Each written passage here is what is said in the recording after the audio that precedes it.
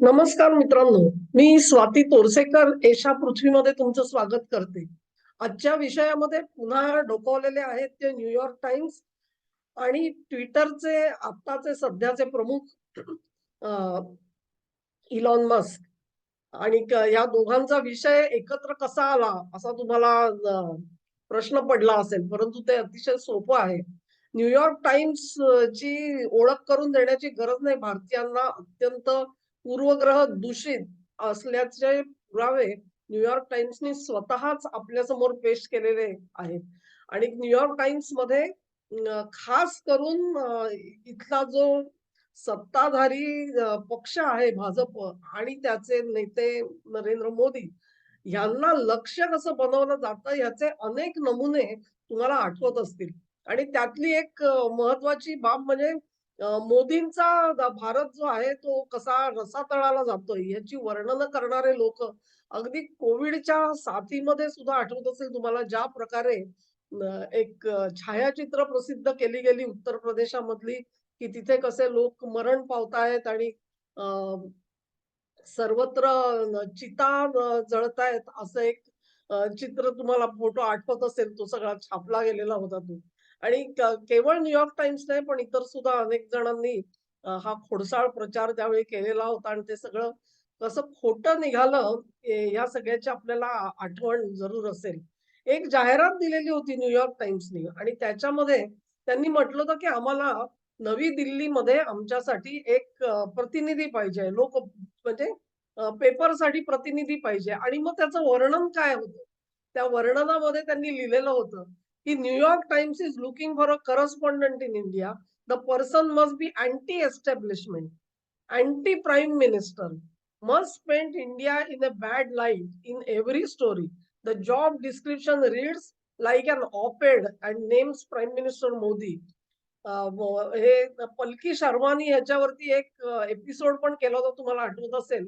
आणि त्याच्यामध्ये ही न्यूयॉर्क टाइम्सची जे सगळा खोडसाळपणा आहे त्याच्यावरतीच प्रचंड प्रमाणामध्ये तिने झोड उठवली होती की एक प्रकारे तुम्ही ज्या वेळेला असा एक करस्पॉन्डंट आम्हाला भारतात हवाय म्हणता तेव्हाच तुमचा दृष्टिकोन काय आहे भारताबद्दलचा तो अगदी स्पष्ट होऊन जातो. परंतु हे न्यूयॉर्क टाइम्सचं जे वागणं आहे ते वारंवार तसंच राहिलेलं आहे. आणि भारताच्या बाबतीत खास करून चुकीच्या बातम्या द्यायच्या याचा सपाटा न्यूयॉर्क टाइम्स सतत त्यांनी लावलेला होता. आता हा न्यूयॉर्क टाइम्स जो आहे तो केवळ भारताच्या विरोधात आहे असं नाहीये. आता गाझाचा ज्या वेळेला संघर्ष सुरू झाला त्याच्यानंतर ते संधीच शोधत होते की आपल्याला कधी ही अशी संधी मिळणार आहे. आणि मग ज्या वेळेला 7 ऑक्टोबरला गाझामधून हमासचे दहशतवादी आत घुसले इस्रायलच्या हद्दीमध्ये आणि त्यांनी जे थैमान घातलं मी म्हणेन मानवतेला काळीमा लावणारं थैमान घातलं त्याचं रिपोर्टिंग न्यूयॉर्कनी केलं, परंतु न्यूयॉर्क टाइम्सनी केलं, परंतु त्याच्यामध्ये त्यांनी सुरुवातीला म्हणताना त्यांचा पहिला जो रिपोर्ट होता त्याच्यामध्ये त्यांनी म्हटलं की निरपराध नागरिकांची हत्या त्यांचा अत्याचार करून त्यांना ठार मारण्यात आलं. हे करणारे टेररिस्ट होते म्हणजे दहशतवादी होते हमासचे असं वर्णन केलेलं होतं. परंतु काय झाली कुठे कळ फिरली माहिती नाही. परंतु न्यूयॉर्क टाइम्सनी आपला जो रिपोर्ट आहे तो रिपोर्ट बदलला आणि त्याच्यामध्ये टेररिस्टच्या ऐवजी गनमेन असा शब्द आला. आता गनमेन हा शब्द हा महत्वाचा आहे आणि तो अमेरिकेच्या पार्श्वभूमीवर महत्वाचा आहे. अमेरिकेत आपल्याला माहितीये की अनेक वेळेला बंदुकीतून गोळ्या झाडण्याचे प्रसंग वारंवार आपण बघतो. शाळांमध्ये घडलेले बघतो. लहान-लहान मुलं बंदुकी घेऊन जातात आणि आपल्याच वर्गातली मुलं असतील, शिक्षिका असतील, यांना गोळ्या घालून ठार घालतात, ठार मारतात. कधीतरी असे प्रसंग कुठल्यातरी मॉलमध्ये घडलेले दिसतात. तेव्हा अशा प्रकारे एखादा मनुष्य, अज्ञात मनुष्य व्यक्ती असेल, ती बंदूक घेऊन येते आणि लोकांना ठार मारते. ही गोष्ट जी आहे ती अमेरिकेच्या जनतेसाठी ही अतिशय सामान्य गोष्ट आहे. कारण ती त्या गोष्टी तिथे वारंवार घडत असतात. त्यामुळे टेररिस्ट येणं आणि त्यांनी काहीतरी करून दाखवणं हमासचे आणि गनमेन आले, ह्याच्यातला फरक तुम्हाला कळेल. म्हणजे जो सामान्य एक गुन्हा आहे, सामान्य अशा अर्थाने नव्हे, की त्याचं स्वरूप किती भीषण आहे. स्वरूप दोघांचंही भीषण आहे. त्याच्याबद्दल मला वाद घालायचा नाही. परंतु एखादा एकलकोंडा मनुष्य हातात बंदूक घेऊन कोणाची तरी हत्या करतो. याच्या विरोधामध्ये हमास सारख्या संघटनेच्या शिकवणीतून प्रेरित झालेले लोक, त्यांनी प्रशिक्षण दिलेले लोक हातामध्ये ज्यावेळेला आधुनिक शस्त्रास्त्र घेऊन दुसऱ्या देशाच्या हद्दीत शिरतात आणि तिथल्या निरपराध नागरिकांना, निशस्त्र नागरिकांना पकडून एक तर ओलीस घेऊन जातात. त्यांच्यावरती विविध त्यांचे शारीरिक अत्याचार करतात, त्यांना ठार मारतात. ही घटना आणि एखादा एक ज्याला एकलकोंडा गुन्हेगार ज्याला आपण म्हणू, ह्याच्यामध्ये फरक नाही करता आला न्यूयॉर्क टाइम्सला, नाही करता आला मित्रांनो. गाझामधला हा जो सगळा ही घटना जी घडली, त्याच्याबद्दल न्यूयॉर्क टाइम्सची पळापळ होती असं मी म्हणेन, की आता हे करायचं कसं? याचं रिपोर्टिंग कसं करायचं? त्यांना टेररिस्ट म्हणायचं का नाही? केवढा मोठा त्यांचा क्रायसिस. तुम्हाला माहिती आहे बीबीसीमध्ये त्यांनी तर खाली इन्स्ट्रक्शन दिलेल्या होत्या स्टाफला आपल्या, की तुम्ही हमासच्या लोकांना टेररिस्ट म्हणू नका. त्यांना तुम्ही मिलिटंट म्हणा. म्हणजे आक्रमक म्हणा तुम्ही. पण त्यांना टेररिस्ट म्हणू नका. न्यूयॉर्क टाइम्सचं त्यांच्या 2 पावलं पुढे गेलं. ते त्यांना गनमेन म्हणायला लागले. लक्षात घ्या, गनमेन. तर असं हे न्यूयॉर्क टाइम्स जे आहे, ह्यांनी आपलं जे रिपोर्टिंग आहे ते धादांत खोटारडं रिपोर्टिंगची जी त्यांना सवय जडलेली आहे, ती सवय अशात जाणार नाही. कारण सगळी भरतीच मुळी तशी केलेली आहे. मी सांगितलं तुम्हाला, त्यांची जी जाहिरात आली, दिल्लीला त्यांना एक त्यांचा करस्पॉन्डंट पाहिजे होता आणि त्याचं गुणवर्णन काय आहे, ते पलकी शर्माने तिच्या एपिसोडमध्ये व्यवस्थित आपल्याला समजून सांगितलेलं तुम्हाला आठवत असेल. तेव्हा अशा प्रकारचे हे जे न्यूयॉर्क टाइम्स आहे, त्यांनी खोडसाळपणा काय केला बघा तुम्ही. ज्यावेळेला गाझामधल्या एका हॉस्पिटलमध्ये म्हणजे साधारणपणे अमेरिकेचे अध्यक्ष वगैरे तिथून निघाले, सगळ्या वाटाघाटी झाल्या आणि मग गाझावरती कशाप्रकारे त्यांना ह्युमॅनिटेरियन एड म्हणजे मानवतावादी मदत कशी पोहोचवावी वगैरे, वगैरे ह्या सगळ्याचा उहापोह झाल्यानंतर त्याच्यानंतर मग गाझामध्ये एक हॉस्पिटल कसं उडवून दिलं गेलं, ह्याची वर्णनं यायला सुरुवात झाली, लक्षात घ्या. आणि मग ते जे हॉस्पिटल आहे त्याच्यावरती इस्रायलनेच हल्ला चढवला. लक्षात घ्या, हल्ला इस्रायलने चढवला आणि हॉस्पिटल वरती करून तिथे शेकडो माणसं मारण्यात आली. म्हणजे हॉस्पिटलमध्ये त्यांचे डॉक्टर्स असतील, इतर कर्मचारी असतील, ते तर कार्यरत असतातच, परंतु तिथे पेशंट पोहोचलेले असतात. तर लक्षात घ्या तुम्ही, की त्या वेळेपर्यंत गाझामध्ये इस्रायलनी तिथे जे जखमी पोहोचलेले होते त्यांच्यावरती उपचार चालू होते आणि मग ते उपचार चालू असलेली माणसं सुद्धा कशी मारली गेली, असं खोटारडं वर्णन हे न्यूयॉर्क टाइम्सने छापलं. न्यूयॉर्क टाइम्सच्या सोबतीला सीएनएन सुद्धा होती. या दोघांनी त्याची जी छायाचित्र होती, ती त्यांनी जी प्रसिद्ध केली, ती छायाचित्र सुद्धा चुकीची होती, लक्षात घ्या. चुकीची म्हणजे काय? तर नजर चुकीने झालेली चूक नाही. म्हणजे तुम्ही असं म्हणाल, की बाबा कोणीतरी त्यांना वरून हे सगळं रिपोर्टिंग केलं, की तिथे हॉस्पिटलमध्ये हल्ला झालाय आणि आता दाखवा. व्हिडिओ आला वगैरे, वगैरे गोष्टी झालेल्या नाहीयेत. त्यांनी जुन्या कुठल्यातरी घटनेमधले फोटो खणून काढले आणि ते फोटो इथे वापरले आणि तिथे दाखवलं, की कसा मोठा हल्ला झालेला आहे. प्रत्यक्षात झालं काय, तर तिथे तो एक सगळा जो पार्किंग लॉट होता, तिथे अनेक गाड्या ह्या जळून भस्मसात झालेल्या दिसल्या आणि जर का वरून पडलेला बॉम्ब असता, तर एक खड्डा तर पडला असता निदान कुठेतरी. खड्डाही कुठे पडलेला तुम्हाला दिसत नाही. आजूबाजूच्या इमारतींना कुठेही हानी झालेली दिसत नाही. तेव्हा अशा प्रकारे न्यूयॉर्क टाइम्सनी धादांत खोटं रिपोर्टिंग केलं. आता ह्यांचे हे जे सगळे उद्योग असतात, त्याच्यावरती फॅक्ट चेकिंग कोण करणार हा प्रश्न आहे. कारण हे फॅक्ट चेकिंग करतात इतरांचं. हे फॅक्ट चेकिंग करतात इतरांचं. इतरांचं म्हणजे कोणाचं? भारतामध्ये खास करून जी भाजपला अनुकूल असलेली हँडल्स आहेत किंवा खाती आहेत Facebook मधली, त्यांच्यावर यांचं फॅक्ट चेकिंग चालतं.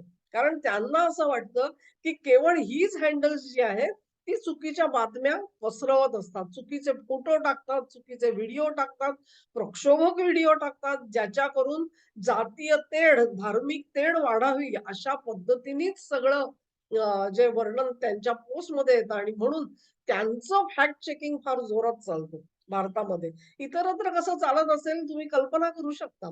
इस्रायलच्या बाबतीमध्ये काय झालं असेल त्याचीही कल्पना करू शकता तुम्ही.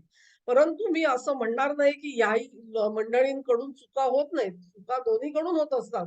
परंतु लक्ष मात्र एकाच ग्रुपला केलं जातं, ही वस्तुस्थिती आहे. आणि मग अशा प्रकारे जर का तुमची एखादी चूक असेल, तर त्याच्यामध्ये तुम्हाला अनेकदा 1 महिन्यासाठी अकाउंट सस्पेंड करतात, कधीतरी एका दिवसासाठी करतायत, 3 दिवसासाठी करतात. तुम्हाला पोस्ट करता येणार नाही. त्यांचे काय-काय कंट्रोल्स असतात त्याच्याप्रमाणे मग तुम्हाला काय प्रतिक्रिया देता येणार नाही, कॉमेंट लिहिता येणार नाही. हा, हू काय तुम्ही करता, लाइक वगैरे ते करायचे बंद. असे अनेक मार्ग काढून तुम्हाला छळायचे मार्ग ते शोधून काढतात सोशल मीडियामध्ये. आणि अशा तऱ्हेने ही जी सगळी दादागिरी चालते फॅक्ट चेकिंगची, त्या दादागिरी चे जे कोणी प्रणेते आहेत, त्या प्रणेत्यांना असं वाटलं नाही, की न्यूयॉर्क टाइम्सनी हे जे काय धादांत खोटं रिपोर्टिंग केलंय, सीएनएननी केलंय, त्याच्याबद्दल आपण आवाज उठवावा. बघितलत का तुम्ही कुठे? की तुम्ही असं दिसलं का तुम्हाला, की हा गाझामधला फोटो हे न्यूयॉर्क टाइम्स म्हणतो आणि हे कसं चुकीचं होतं? असं तुम्हाला कुठेही दिसणार नाही. त्याचं फॅक्ट चेकिंग होत नाही. परंतु मित्रांनो, त्याला म्हणतात ना, की या जगामध्ये कुठे ना कुठेतरी न्याय असतो. तो आपल्या वाट्याला येईपर्यंत वाट बघावी लागते. जे हे न्यूयॉर्क टाइम्स वाले असतील किंवा त्यांना सांभाळणारे त्यांचे वरचे पिट्टे कोण असतील, त्यांची काय ऑर्गनायझेशन आहे माहिती नाही. परंतु असे हे जे फॅक्ट चेकिंग वाले वगैरे जे आहेत, त्यांना त्यांचंच खोटं नाणं हे त्यांनाच परत करायचं, ही महत्वाची गोष्ट असते. आजच्या घडीला तुम्हाला आठवत असेल मी म्हटलं, की इलॉन मस्क का ह्याच्याशी काय संबंध आहे? त्या इलॉन मस्क हे Twitter चालवतात आता. त्यांनी त्याचं नाव आता एक्स असं ठेवलेलं आहे. एक्स म्हणजे एक्सचा अर्थ माझी पूर्व अशा अर्थाने आपण शक्यतो घेत असतो किंवा एक्स फाइल्स म्हणून क्रॉस फाइल्स नावाचा एक हे होता UFOच्या संदर्भातला. गूढ, गुपित, रहस्यमय अशा अर्थी सुद्धा एक्स हा शब्द वापरला जातो. इलॉन मस्कना काय अभिप्रेत आहे माहिती नाही. परंतु त्यांनी हे हातामध्ये Twitterची सूत्र घेतल्यापासून त्यांनी जे अनेक बदल केलेले आहेत, त्याच्यामधला मला आवडलेला सर्वात मोठा आज जर का काही बदल असेल, तर तो त्यांनी न्यूयॉर्क टाइम्सचं जे ब्लू टिक असते, ती ब्लू टिक काढून घेतलेली आहे. लक्षात घ्या. आता ब्लू टिक कोणाला देतात? समजा मी स्वाती तोरसेकर या नावाने जर का अकाउंट उघडला, तर तो खरा माझा अकाउंट आहे. परंतु याच नावाने दुसराही कोणी अकाउंट तिकडे उघडू शकतो. कारण तिकडे व्हेरिफिकेशन नसतं. अ, पडताळून बघता येत नाही, की खरोखरच स्वाती तोरसेकर हा अकाउंट उघडतायत का त्यांच्या नावाने आणखी कोणी उघडतंय. तेव्हा तुम्हीच खरे हे स्वाती तोरसेकर आहात. हे जर का Twitterला पडताळून बघायचं असेल, तर त्यांची एक पद्धती आहे. आणि त्या पद्धतीनुसार तुम्ही त्यांना जर का प्रतिसाद दिले, तर ते म्हणू शकतात तिथे तुम्हाला एक ब्लू टिक मिळते. त्या ब्लू टिकचा अर्थ असा, की हो, ही व्यक्ती जी आहे ही व्हेरिफाईड आहे. आम्ही पडताळून बघितलेलं आहे, की हीच खरी स्वाती तोरसेकर ही व्यक्ती आहे. स्वाती तोरसेकर हे नाव फार लहान आहे. परंतु ज्यावेळेला एखाद्या वेळी नरेंद्र मोदी यांच्यासारखं खातं असतं, डोनाल्ड ट्रम्प यांच्यासारखं खातं असतं, त्यांना ही काळजी खूप जास्त घ्यावी लागते. कारण ती खूप मोठी मंडळी आहे. त्यांच्या नावाने कोणीही काही वाटेल ते प्रकाशित करू नये ह्याच्यासाठी घेतली गेलेली ही एक सावधानता होती. आता ही जी सावधगिरीचा हा जो उपाय होता, तो न्यूयॉर्क टाइम्सला उपलब्ध होता. कारण ती एक ऑर्गनायझेशन आहे. त्यांच्या नावाने काहीतरी खोटं नाटक प्रसिद्ध होऊ नये, ह्याच्यासाठी त्यांनी सुद्धा ब्लू टिक घेतलेली होती. माझ्या अंदाजाने आता ब्लू टिकसाठी आपले जे इलॉन मस्क आहेत, ते थोडेफार पैसे सुद्धा घेतात असं मी ऐकलंय. मी स्वतः बघितलेलं नाही कारण माझा तसा अकाउंट नाहीये तिथे. पण आता लक्षात घ्या तुम्ही, की अशा पद्धतीने जेव्हा खोटं रिपोर्टिंग केलं, तेव्हा इलॉन मस्कनी तीच दांडी बाहेर काढली, ज्या दांडीनी हे फॅक्ट चेकिंग वाले सगळ्यांना लाठीमार करत होते आणि बेहोश करत होते. तीच लाठी आज त्यांना लागू झालेली आहे. इलॉन मस्क यांनी न्यूयॉर्क टाइम्सची ब्लू टिक काढून टाकली. कारण तुम्ही काय करताय, तर तुम्ही खोटं रिपोर्टिंग करताय. जो आरोप तुम्ही इतरांवरती आजपर्यंत करत होतात, तो आरोप नव्हे, ते कृत्य तुम्ही स्वतःच्या हँडलवरती करत होतात. हे तुम्ही स्वतःच सिद्ध केलेलं आहे. हे सिद्ध करण्यासाठी आणखी कोर्टात जाण्याची गरज नाही. हे कुठे कोर्टात जात होते. ह्यांनी एक स्वतःचंच काहीतरी काउन्सिल बनवलेलं होतं, फॅक्ट चेकर्स. आणि ते खाली एक सावधानतेचा इशारा द्यायचे. मग त्याच्या जोरावरती तुमच्या खात्यावरती निर्बंध आणले जायचे. हा सगळा मामला होता. हा मामला जो आहे तो त्यांच्यावरच उलटवला. म्हणून इलॉन मस्क यांचं पुन्हा एकदा अभिनंदन करते. अशाच पद्धतीने हे जे खोटारडं रिपोर्टिंग करणारे आणि पूर्वग्रह दूषित असे अहवाल प्रसिद्ध करणारी हँडल्स आहेत. या हँडल्सना जबरदस्त तडाखा देण्याची गरज आहे. तरच ते इतरांवरती वाटेल ते आरोप करून खोटे नाटे आरोप करतात आणि ते सिद्ध झाले असं समजून ऍक्शन घेतात. त्याच्याऐवजी त्यांचं जे खरं-खुरं खोटारडं वागणं आहे, ते प्रकाशात आणण्याची गरज होती आणि म्हणून पुन्हा एकदा इलॉन मस्क यांचे आभार मानते. धन्यवाद मित्रांनो. हा व्हिडिओ तुम्हाला आवडला असेल अशी आशा करते. तुम्हाला आवडला असेल तर ही लिंक जरूर शेअर करा. या चॅनेलला सबस्क्राईब करा. व्हिडिओ लाईक करा आणि नोटिफिकेशन आयकॉन जो असतो तो दाबा, म्हणजे तुम्हाला बेल आयकॉन त्याच्यातून तुम्हाला सूचना येत राहतील नवा व्हिडिओ आला की.